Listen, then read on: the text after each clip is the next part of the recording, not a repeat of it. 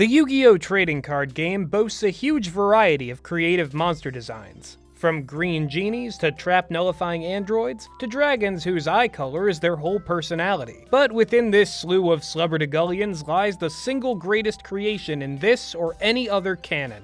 Feast your eyes on Mokey Mokey. Ah, Mokey Mokey. I've always had a soft spot for this little guy, but that could just be the indentation in my skull. From his blank emoji-like expression, to his stubby little limbs, to the vestigial wings that would be underdeveloped on a baby sparrow. This is one monster that absolutely earns the tubers and zots question mark which crowns his diminutive mattress body. Mokey Mokey's entire existence can be summed up in that single punctuation, which in any honest world would be preceded by the word why. While there's no accounting for the 1 in a million rush of chemicals pumping through the brain of the uncredited artist Konami hired for this masterpiece, the card's flavor text does provide a bit of interiority to this gray blob of charisma. An outcast angel. Nobody knows what he is thinking at all. Sometimes he gets mad, and that is dreadful. In just 3 short sentences, the uncredited writer of Mokey Mokey's lore has solidified this celestial slacker as one of the most relatable characters of all time. A feat which is all the more impressive because with 300 attack and 100 defense, Mokey Mokey is about as solid as a marshmallow in a typhoon. He is a social outcast, misunderstood by everyone he meets, a filthy, disgusting introvert through and through. His most redeeming quality is his dreadful wrath, the only emotion he can express in an unambiguous manner. Woe betide the meat-headed jerks that bullied Mokey Mokey in high school, for he is both their angle and devil. It seems that in the year 2022, Mokey Mokey is having something of a momi, that is to say, a moment. His likeness has been shown off in Yu-Gi-Oh! Master Duel as the ultimate prize for the latest Duel Pass, meaning that if you can stomach countless hours of Banquet FTK the game, you too could obtain your very own Mokey Mokey companion. But it's not just the virtual world where Mokey Mokey's star is shining. The OCG has shocked us all with the revelation of a brand new Mokey Mokey support card, appropriately named Stray Mokey Mokey. Though the card has not yet been released, the announcement has brought everyone's favorite irritable outcast angel back into the spotlight. Move over, Pantheon Stalking. Mokey Mokey did it first. And because Mokey Mokey is back, I decided to revisit the episode of the Yu-Gi-Oh! GX anime where the little bastard plays his most famous role. In the deck of Yu-Gi-Oh's biggest sleeper hit character, Mokeo Motogi, or as he's known in the vastly superior English dub, Belowski. Red, blue, yellow, who cares?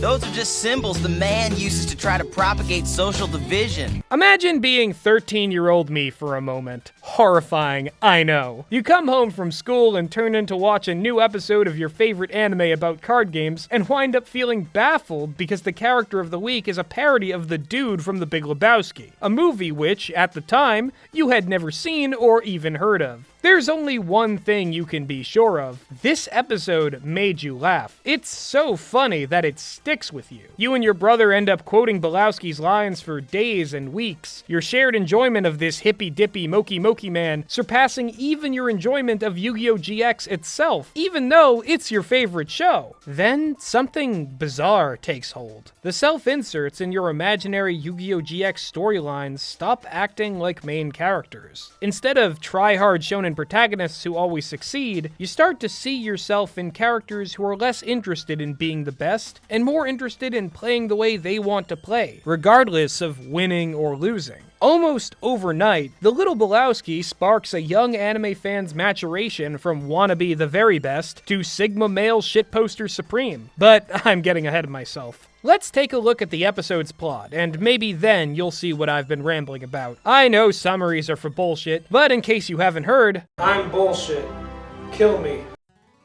We kick off episode 23 of Yu-Gi-Oh! GX with Dr. Crowler shouting about some bullshit as usual. For those who haven't seen this show, this guy is like the card game equivalent of Denzel Crocker. Like, even the names are the same.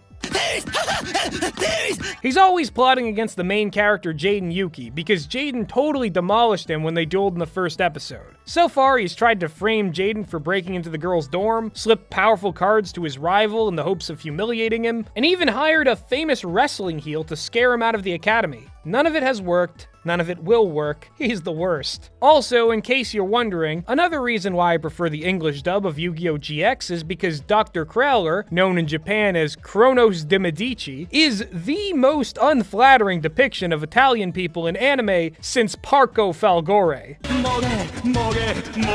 During this scene, he just repeats the word grazie to himself, completely unprompted. This is not unusual because Kronos is always shouting stereotypical Italian phrases like Mamma Mia and Non Problema. According to the Yu-Gi-Oh! Wiki, he even said Parmesan cheese once, which is just food. It's not a thing that we Italians just say for no reason. In the later seasons, he teams up with a guy named Jean-Louis Bonaparte, and I bet you can guess which country that guy's supposed to be from. So yes, I will be sticking mostly to the dub, if for no other reason than to avoid this blatant racism towards my people. Why can't more Japanese media have good Italian representation? Like Mario. Anyway, this shroom-headed Stugatz goes under the school's chicken coop to open some kind of massive sensory deprivation chamber, which he needs protective armor to access. Inside of that freakish facility is none other than Belowski, who has been quarantined for reasons we'll get into later. What matters is that Jaden runs into the little guy on the roof of Duel Academy while trying to get some alone time. From the moment he's introduced, Belowski gives off this relaxed vibe. He seems more concerned with cloud watching than he does with card games. He still does challenge Jaden to a duel, but not before revealing that he shares the ability to see duel spirits. This might seem like a minor detail, but in the lore of Yu-Gi-Oh! GX, duelists who can directly communicate with their monsters are often some of the best. Characters like Jesse Anderson, Chaz Princeton, and even Jaden Yuki himself. Belowski is implied to be in the same category of these guys before he even plays a single card, and while being able to see spirits doesn't always translate to raw skill, it does show that Belowski has a strong spiritual connection to the game. Of course, we now have to talk about the voice. Belowski is played by Andrew Reynolds, who, in addition to being a veteran voice actor for animation, is known for his work on Broadway, notably playing Elder Price in the Book of Mormon. The disaffected hippie voice he gives Belowski is weirdly fitting with the character design, and it adds to the impression that Belowski is the easygoing, peaceful sort. He also gets to deliver lines like these.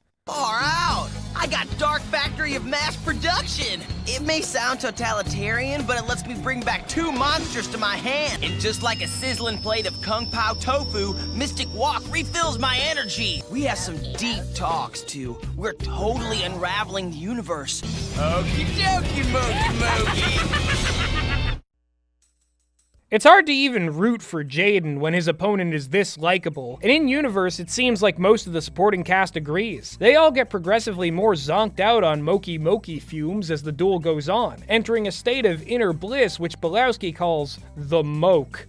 God, I wish I could feel the moke. The closest equivalent in the real world gives me panic attacks because my brain is just that overstimulated all the time. No wonder my teenage self's power fantasy was being a guy who could just chill out, or at least get more than a couple hours of sleep at a time. Yeah, so it turns out that Crowler's plan was to put Jaden in the Mokey Mokey coma so he wouldn't be able to participate in an upcoming important duel. The greasy Goomba thought he could weaponize Belowski's absolute vibe to crush his hated teenage nemesis with a Mokey Mokey smackdown. In the Japanese version, this actually goes a step further, with Belowski's abilities being less about putting people to sleep and more directly about demotivating them. He's said to have moked several students so hard that they dropped out of school, meaning that one game with Belowski can literally end a duelist's entire career. There's some conflicting information between the sub and dub, with the dub saying that Belowski was left on Duel Academy's doorstep as a baby, which is a really strange addition because it makes him an orphan for no adequately explored reason. The original script never mentions this, and instead Belowski's backstory is just that he was once the strongest duelist in the entire school until his demotivation powers became too much of a hassle to control. If you ask me, the idea that Belowski was once the strongest student in the school feels like a cheap ploy to raise the stakes in this one-off episode. He doesn't show up all that much in the rest of the story, and you'd think more people would have remembered him for that reputation, so from a writing standpoint, I really can't get behind this idea. That being said, can you imagine the strongest duelist in Duel Academy being this scrawny dude who uses a Mokey Mokey deck? Belowski can barely keep his eyes open, and somehow he's so unbeatable that many of those who tried ended up losing their very will to duel in the process. All of their egos forever bruised abused and subjugated before the Mokey Mokey King. Even without power scaling him as high as the subs version, Belowski's jacket tells us that he's a member of Obelisk Blue, the highest ranked dorm on the island. This bit of storytelling in his design shows us that he is better at winning card games than a full 2/3 of the student body, not accounting for outliers like Jaden. And how does Belowski do it? What strategic genius does he use to Okey Dokey Mokey Mokey the competition? Well, he taps into that iconic Mokey Mokey rage. You see, when one of his other fairy monsters like Happy Lover gets destroyed, Mokey Mokey goes from a mostly harmless pillowcase to a furious can of whoop-ass that can trade blows with Blue Eyes White Dragon. And yeah, we're not glossing over it, the hippie character owns a monster named Happy Lover, and its signature attack is Gushy Burst. At least it's more on brand than Belowski's third monster, Haniwa. Even Jaden doesn't know what he's looking at when this guy appears. Hanawa? Yeah! What next? Same, dude. Of course, all good things must come to an end because Belowski inevitably loses to Jaden in this episode because Jaden Yuki canonically has no chill. Never mind that he's always sleeping through class and never seems motivated to read or do his homework, we'll just take it as a given that he's immune to Belowski's powers and cart the little man back onto the bench for, I don't know, 67 Mokey Mokey-less episodes? Seriously, the next time we see Belowski, he's relegated to a sideshow act in episode 90, dueling a character who is voiced as an Elvis impersonator in the English dub, but in the original is a blatant stereotype of Latin people because of course! Japan, I'm begging you, please go outside and talk to some other people. This isn't healthy. And that, my dear Yugi Zoomers, is the complete history of Mokey Mokey, the outcast angel that couldn't and didn't until he finally did. I spent far more time than anyone should talking about the short-tempered little creature, and now I feel like taking a nap. Or at least the closest thing that my restless mind will allow me to have. If you like this video, let me know by hitting that like button and subscribing to the Dire Gentleman channel, where we upload more than just reviews. If you want to hear me talk about more media from my childhood, be sure to check out the Last Living Cartoon playlist. On the other hand,